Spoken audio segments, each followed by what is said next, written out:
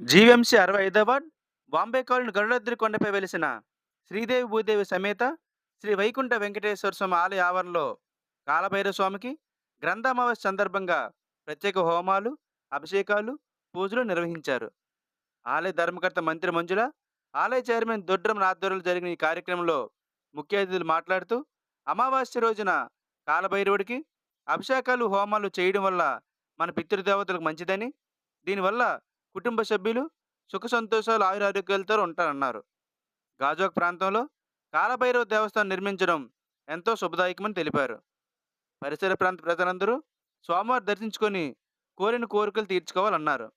ఈ పూజా కార్యక్రమం రాఘవేంద్ర శర్మ సారథ్యంలో నిర్వహించారు. ఈ కార్యక్రమంలో పెంటకోట రాజు, హరికృష్ణ, ఉషారాణి, హిమజ, పద్మ, చిట్టమ్మ, కాంతమ్మ, బి వెంకటేష్, ఆలయ కమిటీ సభ్యులు, భక్తులు అధిక సంఖ్యలో పాల్గొన్నారు.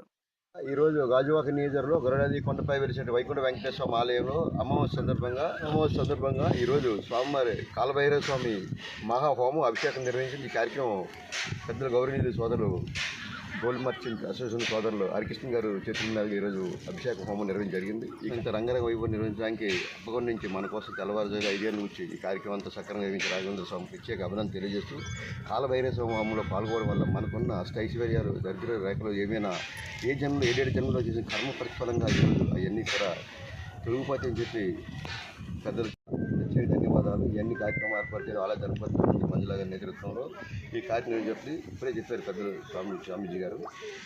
లోకంలో అంత అరిష్టంగా పరిపాలిస్తున్నారు, వ్యవస్థ అంతా వాతావరణం అంత అనుకూలంగా లేదు కాబట్టి సంస్థ అందరూ కూడా బాగోవాలి. ప్రపంచ దేశాల్లో యుద్ధాలు జరుగుతున్నాయి, మన భారతదేశంలో సురక్షితంగా ఉండాలి, అందరం బాగోవాలి. అందులో మన ఆంధ్రప్రదేశ్లో సమిష్టమైన అలాగే ప్రతి అమావాస్యకి కూడా ఇక్కడ కాలభైరవ స్వామికి ఎంతో విశేషంగా పూజా కార్యక్రమాలు జరుగుతూ ఉంటాయి. పూజా కార్యక్రమాలు కాదండి, ప్రతి అమావాస్యకి ఏ అమావాస్య అయితే ఏ తిథుల్లో తగిలిందో దాని తాలూకా అర్థం చెప్తూ మరి కాలభైరవ స్వామికి పంచామృత అభిషేకం చేయిస్తూ భక్తుల చేతుల మీదుగా అలాగే మహావామం నిర్వహించడం జరుగుతుంది. ఈ హోమం అన్నది మనం చేసుకుందామన్నా సరే మన ఇంట్లో పెట్టుకుంటే వేల రూపాయలతో ఖర్చు.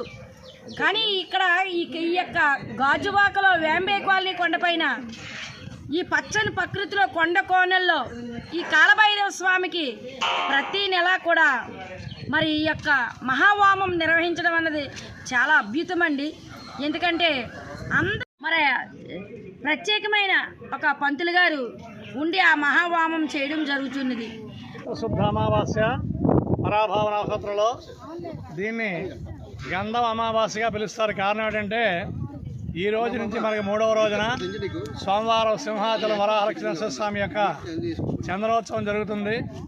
ఇంతటి క్షేమంగా ఉండడానికి గల కారణం ఈ రోజున వేదాలు ఏవైతే ఉన్నాయో అవి పరిరక్షించబడి వేదాల ద్వారా ఇటువంటి విపత్కర పరిస్థితులు ఎదుర్కోవడానికి శాంతి యాగాలు ఏ రోజున మనకి ఋగ్వేదం కానీ, యజుర్వేదం కానీ, సామవేదం కానీ అధర్వేదాల్లో సూచించబడ్డాయి.